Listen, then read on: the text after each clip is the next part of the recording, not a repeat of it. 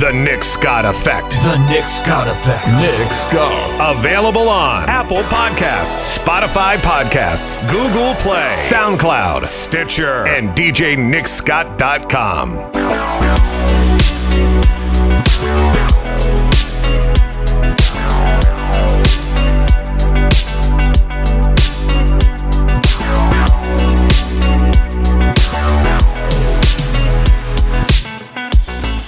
What is going on? It's early in the morning as I'm doing this. I have coffee in hand. Actually, I've been setting this up for a little while, so we're going to set that coffee down because it's a little cold. Hope you're doing well. It's been a little bit since my last podcast. I think it was last week sometime. Busy week coming off of vacation Bible school with my kids. That's always a blast. And I got to help out and volunteer. So did my wife. We absolutely enjoyed it. And I actually got to learn their main console. So they had one of their team members was feeling under the weather. Another team member was unavailable. And then the other couple team members that knew how to run the board were actually on stage playing an instrument or something. So it was really cool to be able to jump in, and I was like, hey, man, if you guys just show me like that goes to that, I'll jump in and help out. I've done this for a while. So that was really cool. That was really, really cool. I'm a geek. I'm a nerd when it comes to audio stuff. So that was awesome.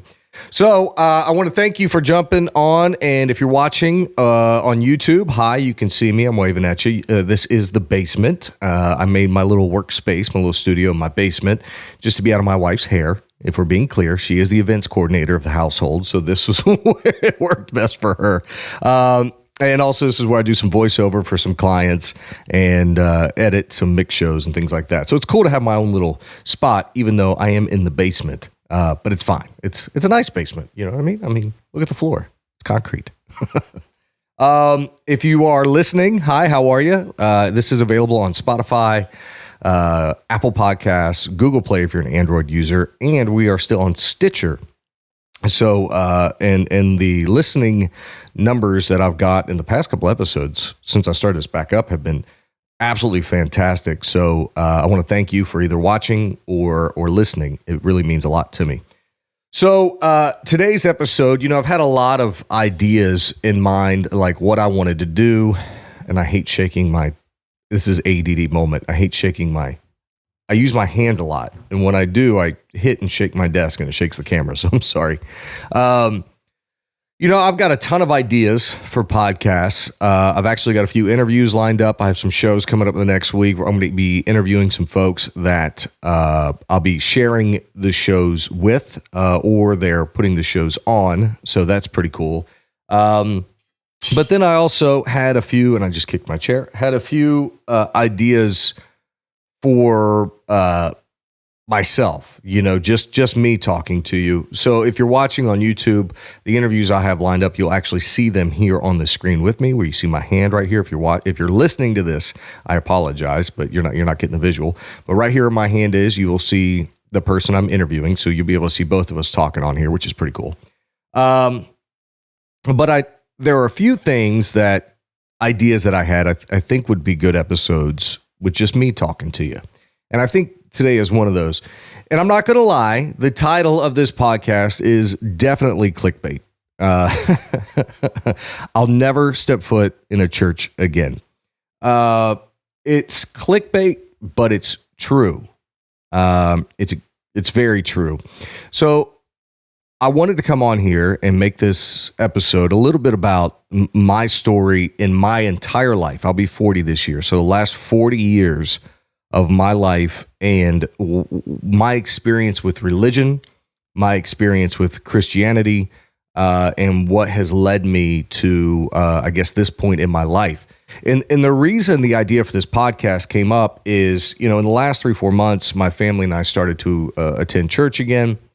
I've been very blessed, if you want to use the word blessed, in that I've been able to help and jump right in. I'm an audio nerd. I'm a production nerd. So, and the folks at the church, I guess, see that and know that. So they've allowed me to jump in and help, which is awesome. I've posted a lot of these things on my social media. Therefore, I've got questions. I've had friends from my past, old acquaintances, people I used to work with, have either messaged me or we run into each other, and there's been questions. Not bad questions, but just, hey, you're going to church now? How did that happen? Nick, you hated church. You had nothing to do with church, and they were all correct. They were all absolutely correct. So after answering this question several times, I thought, how about I just make a podcast? Hopefully some folks will listen or watch, and maybe I can tell my story, and maybe it could potentially help someone listening or watching maybe find their path, and that would be incredible. So let's start here. We're going to deep dive. All right. It's a therapy session, and I apologize that you are now my therapist. So I was born in 1982. My mom and dad, of course, they were married like a year before I was born. Got married, bada bing, bada boom, there's baby boy. How you doing? And they split up and divorced when I was 3, which divorce in most cases is sad. You're like, I don't want to, it's unfortunate so-and-so got divorced. In my parents' case, it was the absolute best thing that could have happened for them. Those two did not get along at all. It was there's no probably about it. It was much better for my development growing up that those two were not around each other. And they'll probably both listen or watch this, and that's fine, because they will agree with me. So my mother went into church when I was little, a church, I believe, right down from the road from where we were living at that time. I was 4. And she met a guy at the church who later became my stepdad. His name is John. And which led us to being very, for lack of better words, religious. We burned down the church doors, the church pews. I've jokingly said if the pastor showed up on a Tuesday to wash the windows, we filled our pew and watched him do it.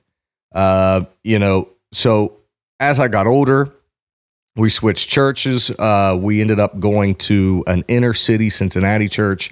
And at that time, in the early and mid 90s, it was a very rough part of town, very rough part of Cincinnati. You had the low income, subsidized housing, or as they say in the rap game, the projects, the hood. And that was the church's mission. The church's mission was to go into that community and help as much as they could, whether it be helping folks with food. I believe they even helped folks when they could financially. And there was a homeless mission where the church would bring in folks from what they called the drop-in center, and they would, give them breakfast and have them at church service, and then lunch afterwards. So it was a mission that focused on the inner city needs of Cincinnati at that time in the 90s, and even later into the 2000s. So that was about 8 when we started. I was about 8 when we started going down there, and it seemingly got more extreme at that point, extremism, if you will. And the doctrine in which I was being taught, the doctrine in which we were following, aligned itself with what is commonly understood as being Pentecostal. If you're not sure what Pentecostal is, I'm not going to deep dive into that. Google's your best friend. But most Pentecostal, at least in my experience, is very charismatic, very, very, in my opinion, and I'm not looking to offend anybody, and if you disagree with this, that's great. Hit me in the comments and tell me why you disagree. I'd love the conversation. But in my experience, and in my opinion, growing up in that kind of Pentecostal taught way was very, very extreme, very charismatic, very strict. And so, Wednesday night we were at the church. Friday night we were at the church. They had a prayer service.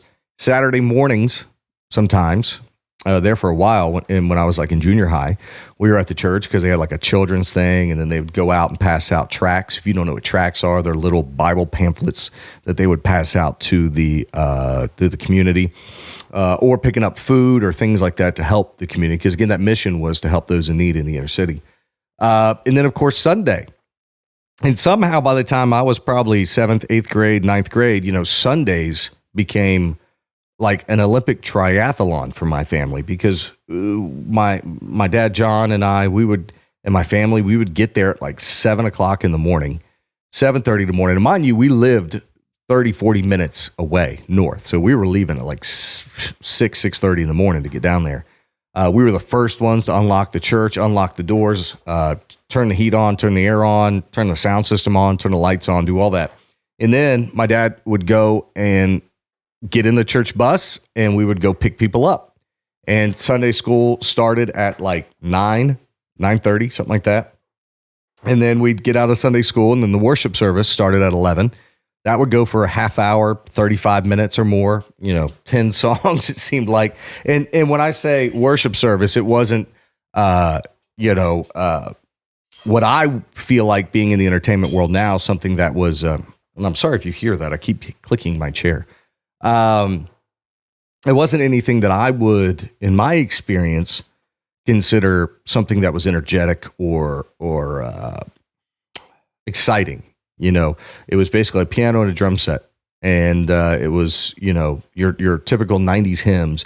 Our God is an awesome God, he raised from heaven. That stuff. It's funny, I still remember that song, but we played it every Sunday for like 10 years. And then when worship came off, they would do like tithes, and because that was before you could do tithes with your phone. They do some testimony, and then the preacher would go into a sermon, and he would preach for 45 minutes to an hour. So, sometimes it was an hour and a half to 2 hour long service. Most cases, about 2 hours, hour and 45 minutes. So we'd roll out of there about 12:45, and then we'd have to be back at about 4:30, because my dad would go and get in the church bus, and we'd go pick up people for Sunday evening service, which started at 6. And then it was another 2 hours from there. Same exact lineup as the Sunday morning, just do it again at Sunday night. So we weren't getting out of there till 7:30, 8 o'clock on a Sunday night. So it was very intense. And church ruled our lives, ruled my life as a teen, junior high, high school. There were a plethora of things that I was not allowed to do. I played football in junior high. I was not allowed to play a practice or a game if it fell on a Wednesday night, a Friday night, or a Sunday because of church. You know anything about football, Friday night's kind of prime time. So I couldn't play football because I had to go to church. Very strict at home. As I'm sure you know, if you followed me on social media or my radio career or my music career or my DJ career, I love music. I've always loved music. And whatever's making noise in my chair is coming off after this podcast because it's driving me insane. ADD moment. Can you hear that? It's driving me nuts. I don't know what that is. Anyways, when this podcast's over, that's coming off. So very strict, love music. And I was not allowed to listen to anything other than Christian music. Okay. Our radio dial in the car was set to a local Christian station. That's all we listened to. And then at the course of church, just Christian music. So my first introduction into what we in the Christian world call secular music was Metallica, the Black Album, one of the best metal rock albums ever created. And it blew me away. I was like, what is this? This is absolutely amazing. Where's this been my whole life? And then I picked up the guitar for the first time when I was 14. What's the first riff I ever learned? The intro to Enter Sandman, of course. I want to say my mom took that cassette and broke it because I hid it from her in my little Walkman, or I'd listen to it real low because I didn't want her to hear it.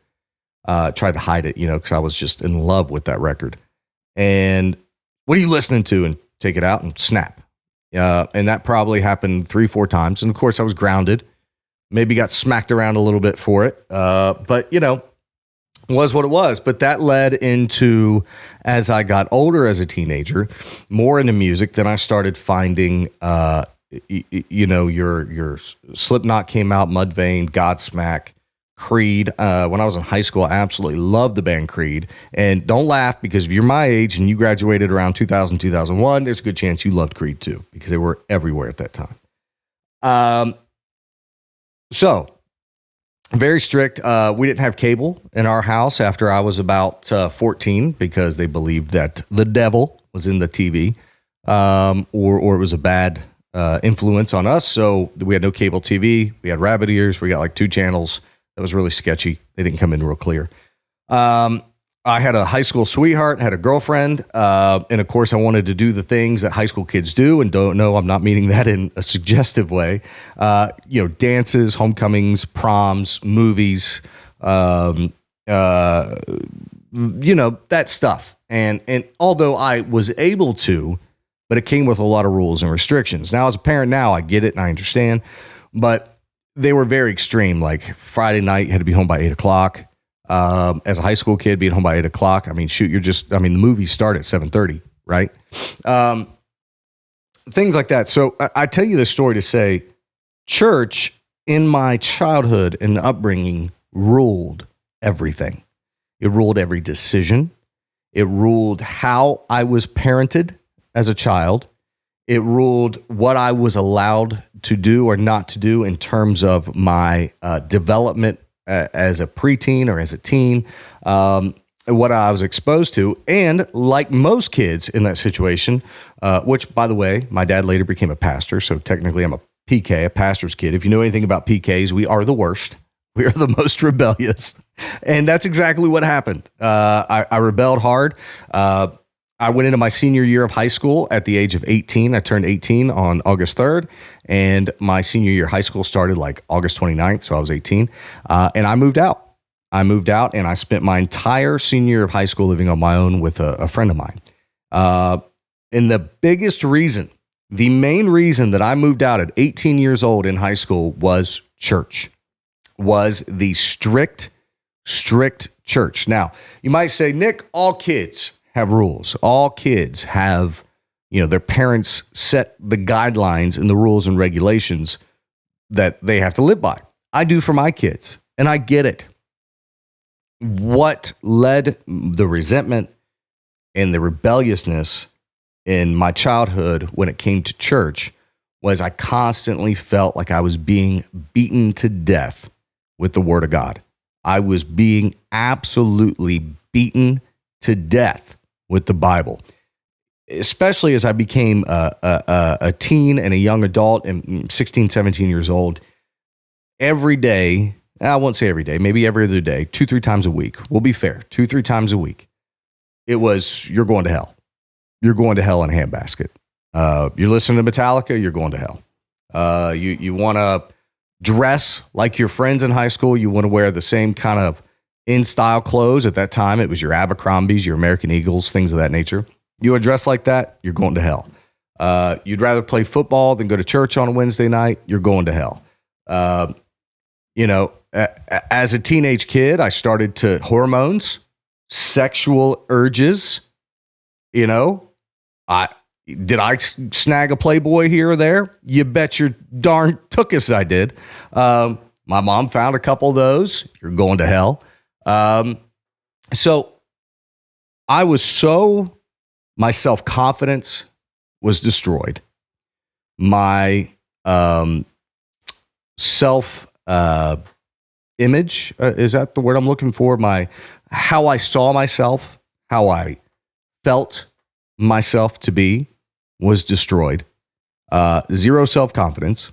I felt unloved. I felt unwanted. I felt like a massive failure. And I felt like I was constantly in the wrong. I was constantly doing the wrong thing, not being what I was meant to be. And it led to something that I still face and deal with today at 40 years old, depression and anxiety. And I tell parents this all the time,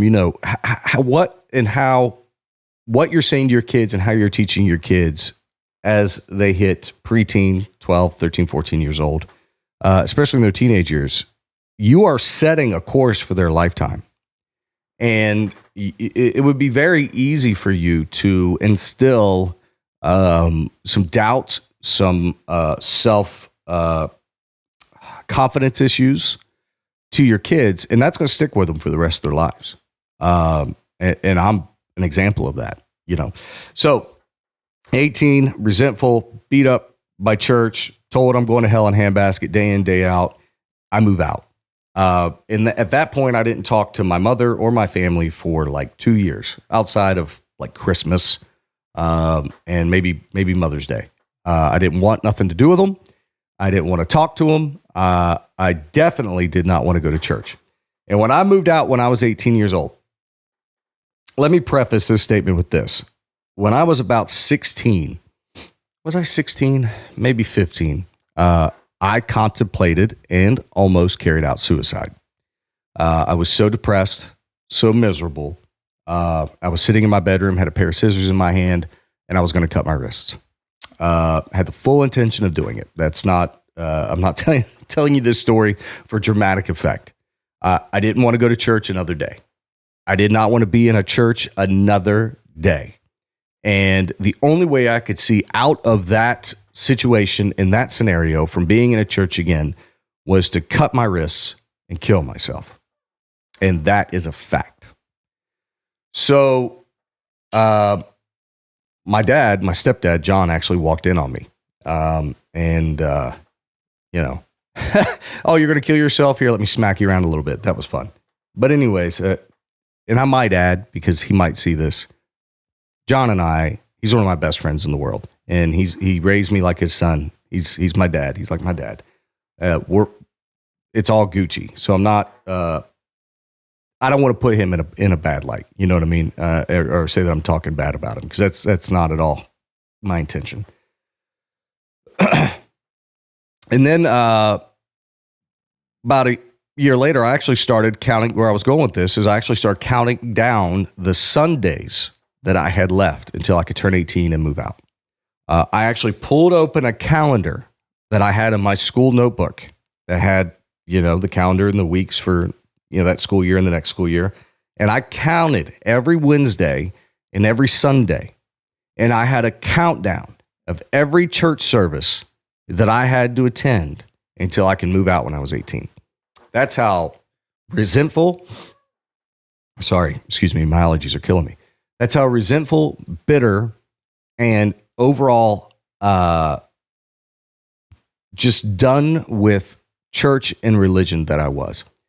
And I even question if God even exists, because if there is a God, if the Bible is true, that God has this unconditional love for us and loves me unconditionally, so much so that he'd send his son to die, right? We know the story.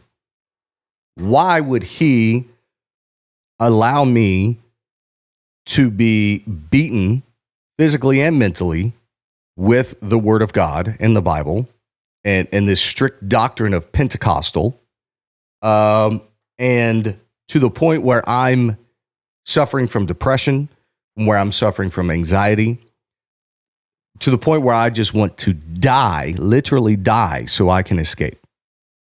And so I counted down the Sundays, turned 18, came home one day. My mother was laying on the couch. I think they had like a little cake for me or something for my birthday. I kissed her on her forehead and said, I'm moving out. And I did. Within a half hour, I was gone. Grabbed my bed, grabbed some clothes, and I was out the door. Never looked back.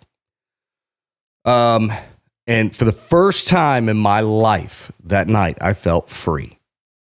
And, it's funny because they always say in the Christian teaching and doctrine and Bible teaching that, if you accept Christ in your life, you feel free.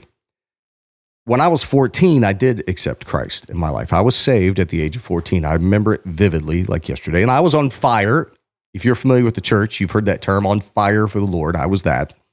Led a Bible study at my junior high, the whole nine. But by that point at 18 and all that happened in between, when I finally moved out and I realized I never have to step foot in church again. I never have to feel belittled again. I never have to feel like I'm worthless again. I never have to feel like I'm a failure again. I never have to be smacked around, disciplined because I went out of line with something that, maybe was forced in our home because of religion again. At that point, that night at 18 years old, I never felt more free. And hence the title of this podcast, I swear I'll never step foot in a church again. For the next almost over 20 years, because I'll be 40 this year, so over 20 years, I held true to that statement and to that promise. I stepped foot in a church maybe 6 times over that 21 years, 2 of which was for my wedding, rehearsal and the wedding. The other 4 was just me trying to be polite to my in-laws. Because when I met my wife, my in-laws were very involved in their church at that time. And I was trying to make a good impression and be kind and show them that, I love their daughter with all my heart and I want to be involved and do whatever it takes. And so I went to church a couple times at their church. And what's funny, side note, I remember the first time I went to one of their church services, I walked in the door and I literally got nauseous, I think, if I remember correctly. And it just, the only way I can explain it, and please hear me when I say this, I'm not aligning myself to someone who has experienced domestic abuse or anything like that, but I can only imagine that's the same feeling that if someone was abused and they were near, around, or in the same room as their abuser, I can only imagine that was a similar feeling that I had when I walked into that church, just scared, full of fear, shaking, nauseous, cold sweats. It was terrible. So that leads me to currently, and it's funny, I've had friends and coworkers who knew I was adamantly anti-church. I even made fun of a few folks for being involved in their church. Made fun of in the way of like, oh, what lives are you ruining now? And yeah, I thought that way. You might think, Nick, wow, that's extreme. You're thinking because someone's involved in their church, they're ruining someone's life? Yeah, because of what happened to me in my childhood, what happened to me in my adolescent, my preteen years, my young adult years. It ruined my life. Okay, for quite a while, it ruined who I looked, how I saw Nick, how I felt Nick, okay? If I could talk in third person. And it ruined me. So in my view, in my opinion, because it ruined me, who are they ruining? Okay? So fast forward, we have the pandemic, right? And we have all these life changes in the past 2-3 years, all of us, my family included. Things are different. Things are weird. You have the pandemic that's still technically going on.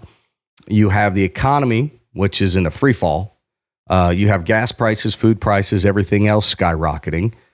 You have kids are way behind in school because they lost a year because of COVID. As a parent, that worries you, right? So there's all these stressors. There's all these issues. And there's all these changes the last 2-3 years. Never once did I look to religion as a form of relief because I swore I'd never step foot in a church again, right? Follow me?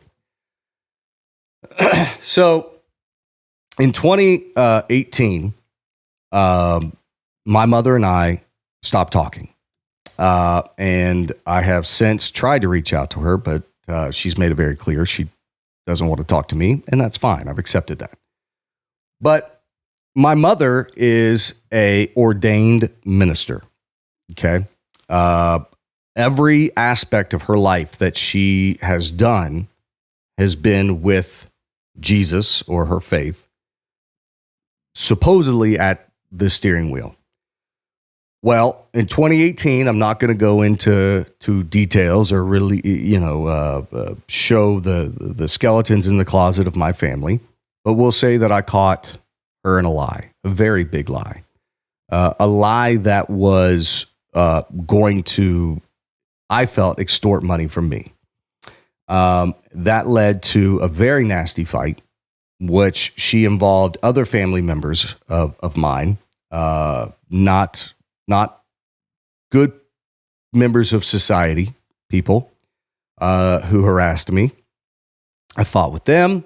It ended up landing in a court case, which I won. And needless to say, I haven't spoken to her since. And about 6 months ago, I tried just to be like, hey, it's been 4 years. But anyways, through all of that, she was still posting and proclaiming to be led by Jesus, to be led by God, to be an ordained minister of Rod Parsley. I don't know who that guy is, but he sounds like a crazy person.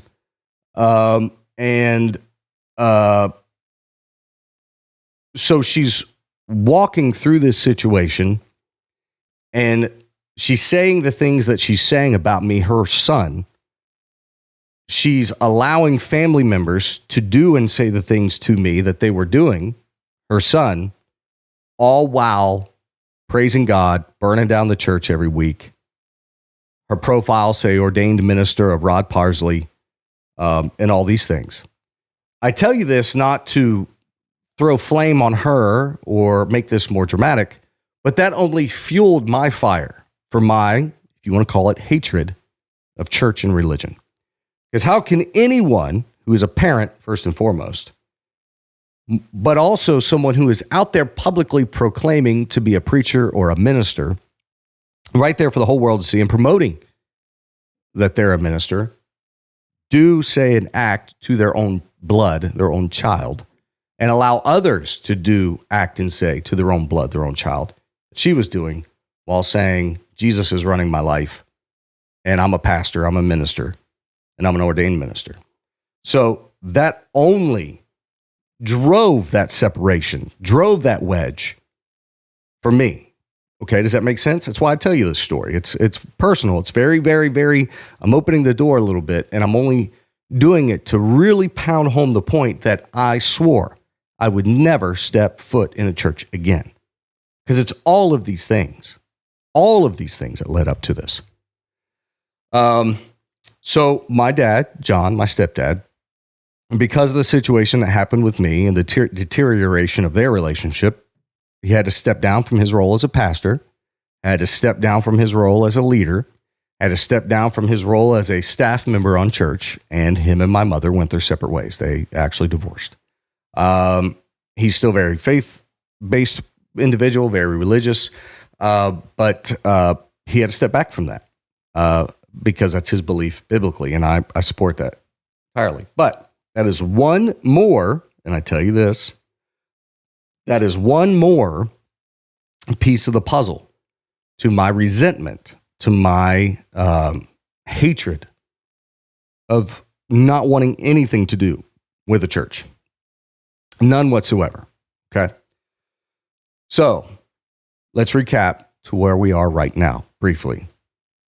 Born, family split up when I was 3, got involved in church at 4, mother remarried, my stepdad, very, very super religious, beat the door down day in and day out on most of the church. As a preteen, teen, and young adult, became very charismatic, very strict, almost totalitarian in the church functioning and how it affected our home and our household. I wasn't allowed or permitted to do 95 of the things most normal teenagers are allowed to do. Was beaten to death with the Word of God, and very led me to depression, anxiety, and suicide attempt. So when I was 18, moved out, and then later had this issue in my later life, which only further drove that wedge into my faith and my religious outlook. That's where we are today. And I forgot my charger. Okay, I still got 54%. Okay. I forgot my laptop charger on my desk. So we're running on battery power. So I'll talk until it dies. So no intentions of going to church. No intentions of wanting to be in church. No intentions of wanting to be a part of a church. Zero aspiration. None. Through that situation with my mother and her family, I did get to a point where I thought I was borderline, if not tiptoeing over the line of atheist.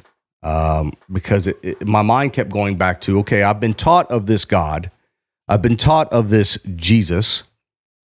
How would he allow things to take place in my childhood that took place? More especially, how would he allow a parent to treat me the way that they did and do and say the things that they did to me? How would he allow a parent to absolutely check out of my kids' lives? They don't want, my mother wants nothing to do with my kids. I have an 8-year-old and I have a 4-year-old. They don't know their grandmother. And I tried to fix that. And I'm not saying that to be the hero of the day. I tried. She wants nothing to do with my kids. So how does God and Jesus allow something like that to take place? Okay. And I remember standing in my kitchen, which is right over that direction above me. And my wife said something. I forget exactly what it was, but it was something. She's like, well, God's been good to us, or God wouldn't allow that, or something. And I was like, yeah, right. Yeah. Because God did that. Really. Yeah. Yeah. Keep believing that, honey. Very, very atheist style tendencies. So short while after that, I started randomly getting these feelings of, my son is 4, Owen is 4. And I started getting these feelings of, I would look at him and I would say, my son has never been in a church. My son has no idea who God is. He has no idea who Jesus is. He has no idea the story of Noah and leading the animals in by 2 into the ark. He has no idea the story of Moses parting the sea. He has no idea of any of those Bible, children's church, Bible school, Sunday school. That's what I'm looking for. Sunday school teachings that I learned as a kid. He knows none of that. And call it conviction. Call it maybe the Holy Spirit working on me. But it really started to bug me and bother me. And of course, I didn't let a soul know this, right? Because everyone in my family knows I hate church and I hate religion and I don't want a daggone thing to do with it. Everyone knows this. So I'm surely not going to tell anyone else that I was getting those feelings. And then my daughter, she's 8, started to, we have neighbors that go to a local church. So she wanted to start going to like Sunday school, Awanas, which is a children's based program. And I remember a couple times she'd be like, Daddy, can I go to church with, our neighbor? And I'd say, no. And that was the end of it. And my reason for saying no was I didn't want her to get the same abuse, the same psychological trauma that I experienced from church. I felt like I was protecting her. Does that make sense? So fast forward, have these emotions. My son doesn't know who Jesus is. Never heard the story. My son knows no biblical stories. My daughter's asking to go to church. I'm telling her no. These things really started to beat me up. Okay. And it wasn't like I intentionally thought of them. I would be driving along to a DJ gig or something, and it would hit me. Wow, I'm really failing as a dad. I'm really failing as a parent. They don't know. They don't know. I'm letting my trauma, my experience from keeping them to possibly have a positive experience while also knowing and learning about God and Jesus, right? So Easter, this past Easter, 2022, I had a DJ gig somewhere the night before, and I remember I was gone for a while. It was a little while, and I didn't get home till late. And I say that because when I woke up the next morning, I'd only had a couple hours, several hours of sleep, and I was dog tired. Excuse me. And it was about 8 o'clock when I woke up, and I thought, it is Easter. We should probably watch a church service online because everybody streams now, right? Post-COVID, everybody streams their church service post-COVID. So my grandfather was very involved in his Methodist church in Milford, Ohio. Pretty much helped build it. He was the accountant, I believe, for quite a while. What's my battery power look like here? Oh, yeah, we're good. And I thought, okay, Trinity Methodist in Milford, Ohio, look them up. Beautiful church. My grandfather helped build that church. It's stunningly gorgeous. I have a lot of great memories there with my grandfather. But I thought, we'll watch that. And I sat down. It's probably 8:15 or so in the morning. And I turn on the TV. I go over to the web browser on the TV, and I'm going to Trinity Methodist to pull up the online stream. And it was a feeling that came over me. I've told this story to several people, and I still don't know exactly how to perfectly articulate it and describe it to you, but I'm going to do my best. It was, you know what it's like to have plans, right? You make plans. You and your family make plans to go to dinner. You and your family make plans to go to a movie. You and your plans make plans to go to a concert. You know when you have plans. You know that feeling of, I have somewhere to be at this time, so I have to be there at this time. Okay, you know that feeling, right? The feeling of got to get the family ready, got to get this ready. I have to be at this location, at this spot, at this time, because you've got plans. It was a feeling like that I had plans. I had made plans. They were pre-made plans to be at Bible Center in Southridge in Charleston, West Virginia at 10 o'clock for Easter service. And you might be thinking to yourself, well, that's very specific. Bible Center, 10 o'clock, got plans. I never made those plans, but it was like they were made for me. That's the only way I can describe it. It might sound crazy. It might sound weird. Oh, Nick, you're being ooh, bougie, bougie. No, it was like I had those plans for a long time, and I had to be there. Nick, why Bible Center? Look, only thing I can explain that to is I was the DJ for their special needs prom for 2 years. Through that process, I got to know Caleb. I got to know Stephen. And I got to know their pastor, Matt Friend. And the only thing I can come up with in my physical being and not my spiritual mind is that was the only church in Charleston, West Virginia that I felt like I had a connection to. That's the only physical explanation that I could give. There's a whole spiritual explanation we could give, right? So anyways, I look at my wife and I said, let's go to church, 10 o'clock. And of course, she looks at me like, what? Yeah, let's get the kids ready. Let's go to the 10 o'clock service at Bible Center. What? You want to go to church? Yeah, it'd be fun. Let's take the kids to Bible Center at 10 o'clock. It's 8:30. It takes a half hour to get there. We're not going to make it. Oh, throw some jeans on. Throw a t-shirt on. Who cares? You don't have to be all dressed up. Nick, it's Easter. We have nothing to wear. People dress up on Easter. I'm not taking my kids to church looking like slobs on Easter. Oh, babe. Kids got plenty of clothes in there. We'll make them look good. Come on, let's go to church. To which point my wife started crying. She's like, you want to go to church at 10 o'clock? I have nothing to wear. The kids have nothing to wear. And we have to leave in 35 minutes. But to her credit, we got the kids ready. I steamed and ironed some clothes, and out the door we went to Easter Sunday at Bible Center.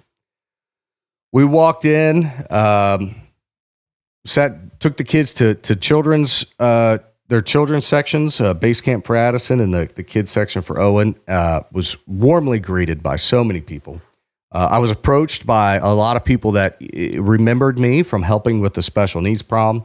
And I was absolutely blown away by the band, the songs, the music, the professionalism, the production, the lighting, because I'm an audio nerd, I'm a production nerd, I'm a music nerd, so all that blew me away.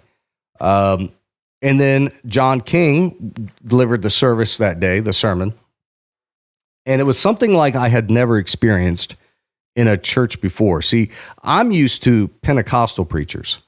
I'm used to yelling, spitting, screaming.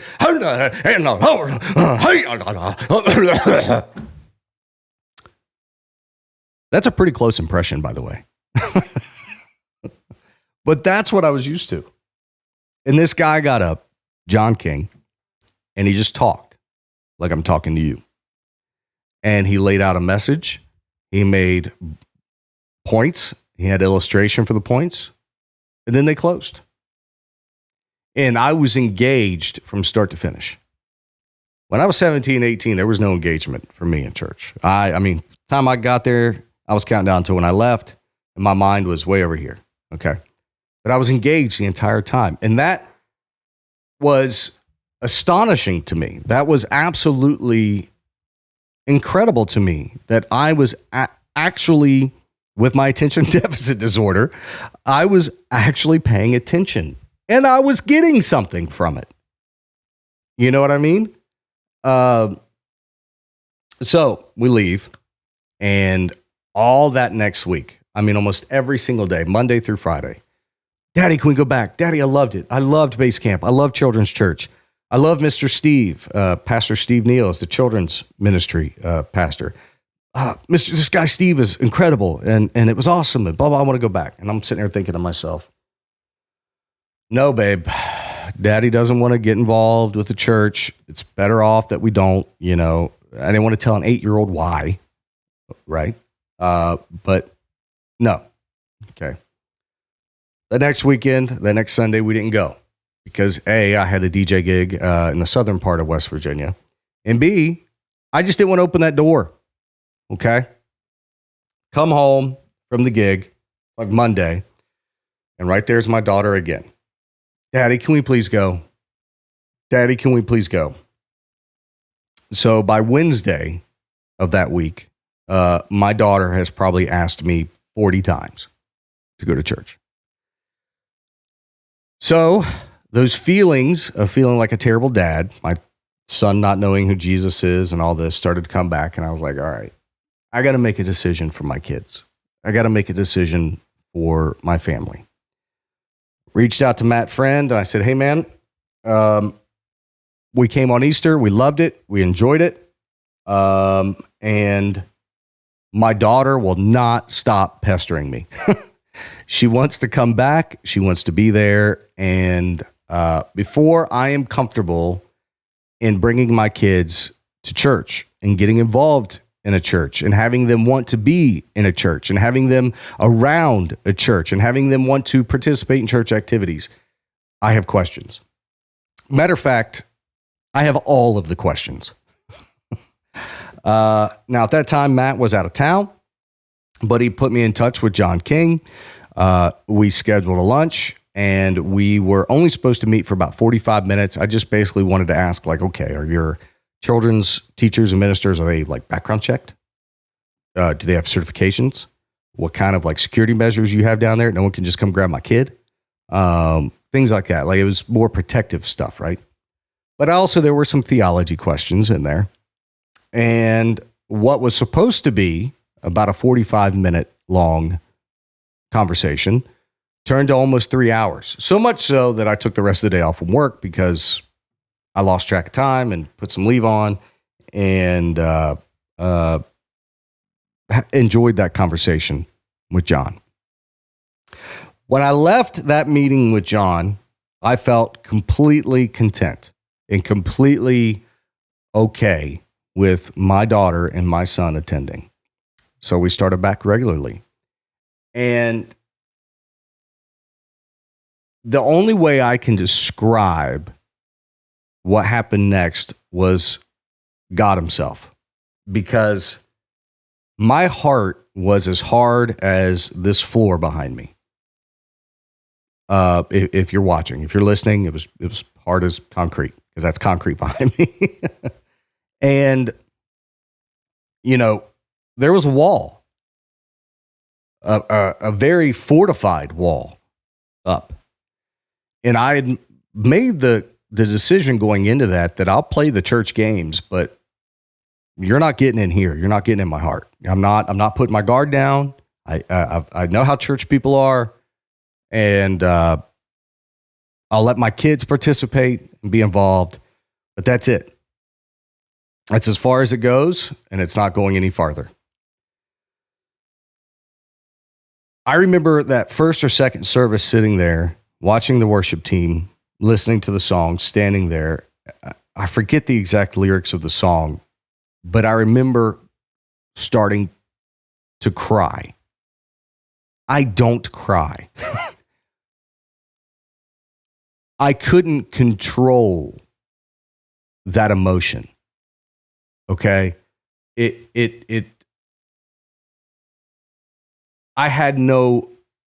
don't even know how to explain this. I had no physical control over that emotion. I couldn't just be a man and choke that down. You're not going to cry, you big baby.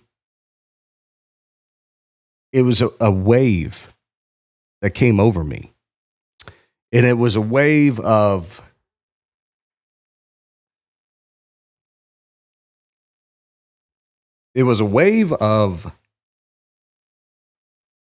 it's about time. It was a wave of, I'm sorry that happened to you. It was a wave of, that's not how this is meant to be in your childhood. The way you were taught is not what it was supposed to be like. It was a wave of, I'm sorry. It was like someone was apologizing to me, not me apologizing. It was like someone was apologizing for the depression, for the anxiety, for the wanting to kill myself. It was like God was like, hey, that was taken way out of context. And it's not like that. It was never meant to be like that. And I'm sorry. Like, how is God supposed to apologize to us?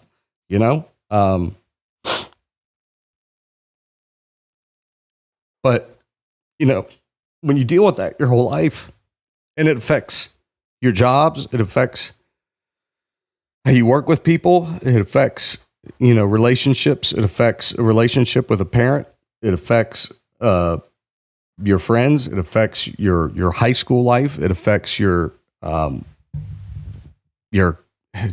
affects everything. You have those issues with you for the rest of your life. And it was like, son, I'm sorry. It wasn't meant to be like that.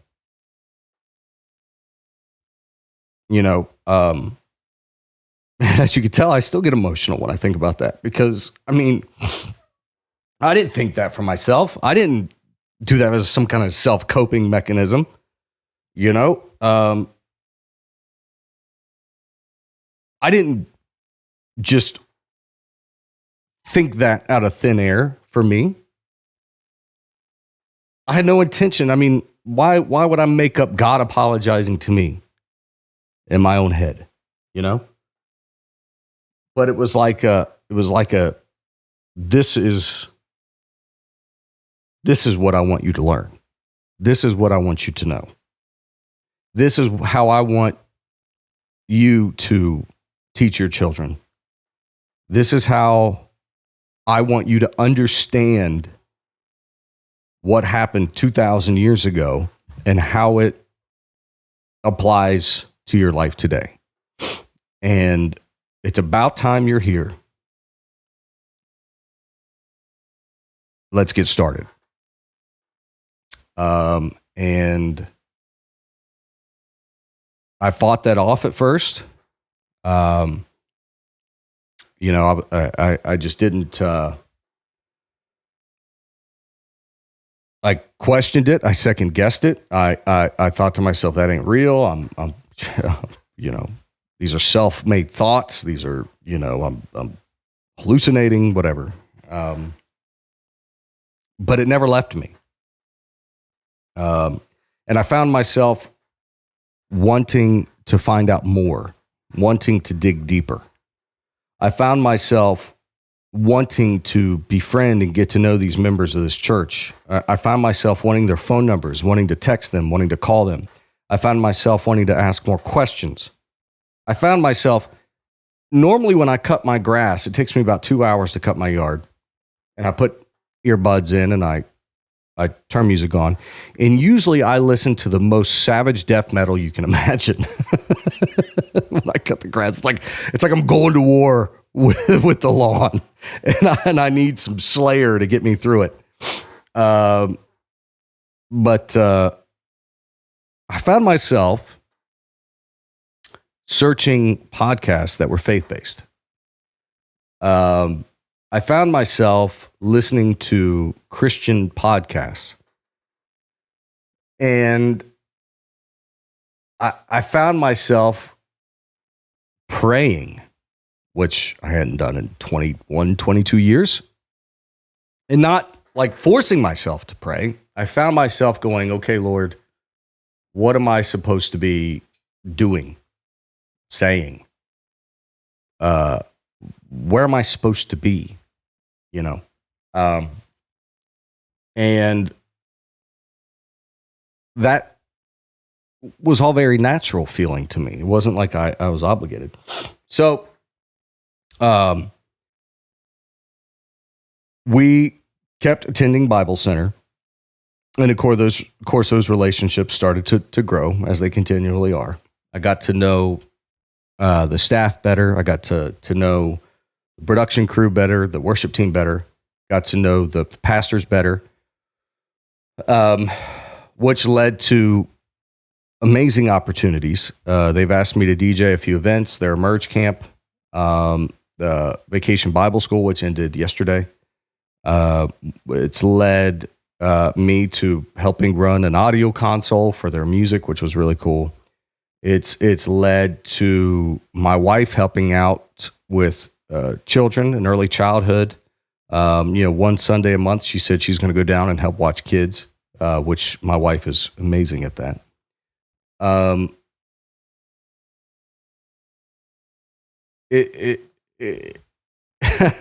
So I sit here, a guy who 20 years ago said, I will never step foot in a church again. I go to church and I love it and I enjoy it. And I feel stronger today than I have in years, emotionally, physically, mentally, spiritually. I was diagnosed with anxiety. In this industry, in the entertainment industry, anxiety is just almost like a given. With everything that we do, whether it be performance anxiety, preparing stuff, anxiety, getting stuff prepared for performance. If you're in radio or TV or any, producing mixed shows for broadcast or voiceover for clients, there's always a level of anxiety to get it just right and do it perfectly. And then you add in the issues that I had with my family and with a parent. There was the depression, and I never wanted to admit that I was depressed because to me, that was admitting weakness. And that was admitting that I was weak. And that was, I'm not weak. I'm a man. I'm tough, right? Excuse me. But it was these past 3-4 months, I haven't experienced any depression. I've done 10, 15 shows since I started going, live shows, some pretty big. The bigger, the more anxiety. It's why I say pretty big, because the bigger the show, the more the anxiety, right? No anxiety. I mean, you get butterflies before you go on stage. That's normal. But I tell you this, say, almost no anxiety. I've got this constant urge to want to help and be a part of what's going on, like Emerge Camp, like Vacation Bible School, like the worship team. I was offered a tremendous opportunity by Caleb, the worship pastor of Bible Center, to play guitar with the worship team in the future, which I'm actively going down that path, learning the music, things of that nature. So it's opened up this whole new life for me, a life I didn't have before. So I'm at an hour exactly. And I'm running on battery power here. I got 27% left. We started full, right? So I'll start wrapping this up with this.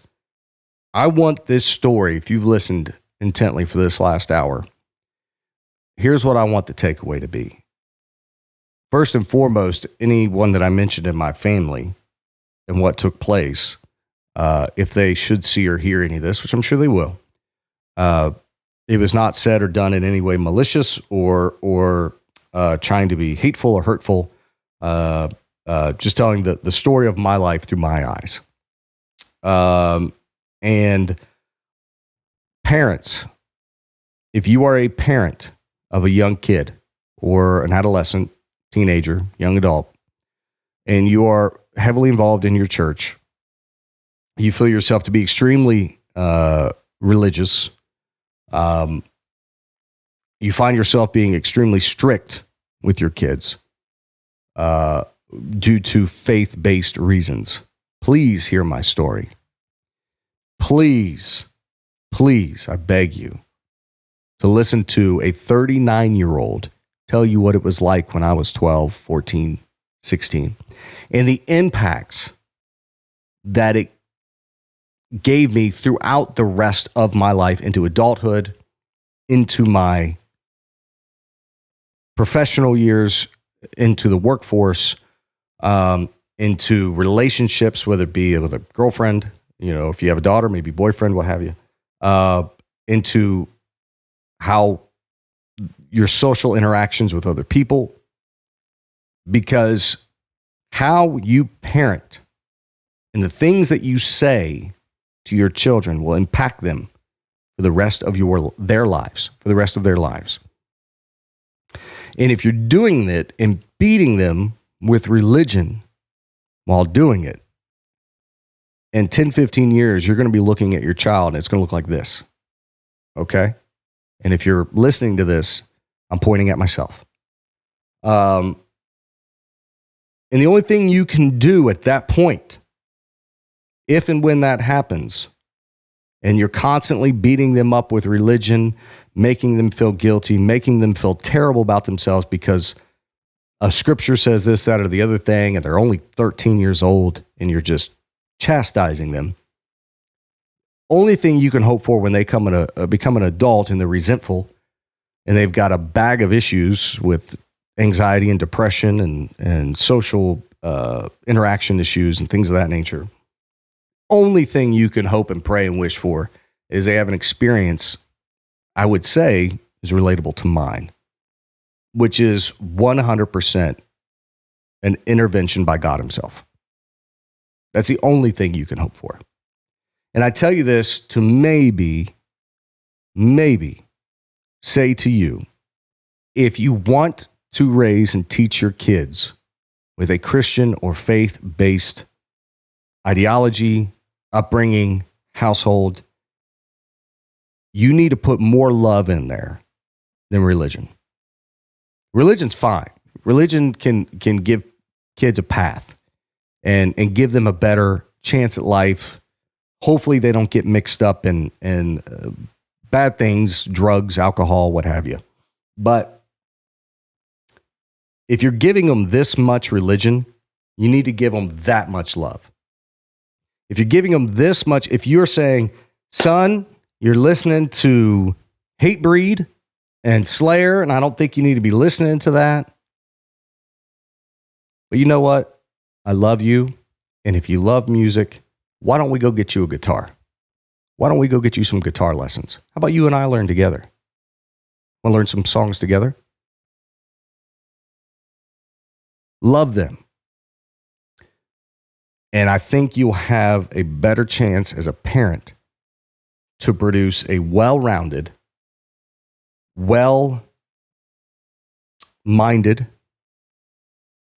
individual as they become an adult. And they won't walk away at 18 years old saying, I'll never step foot in a church again. Whew. That's a trip. That was a trip. All right.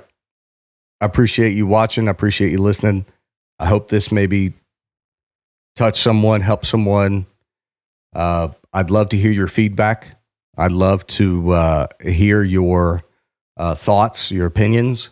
You can leave them on Spotify. You can leave them on my YouTube channel. You can leave them on my Facebook page, my Instagram, any of my socials. You can leave a comment. If you don't want your comment to be public, you're more than welcome to shoot me a message on any of those sites.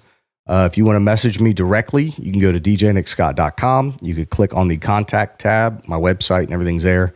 It's if you have a pen and paper, it's just booking@djnickscott.com. That's my email, booking@djnickscott.com, if I can say my name right.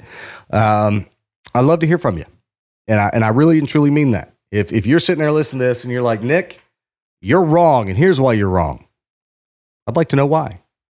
I'm not going to argue with you, but I'm intrigued.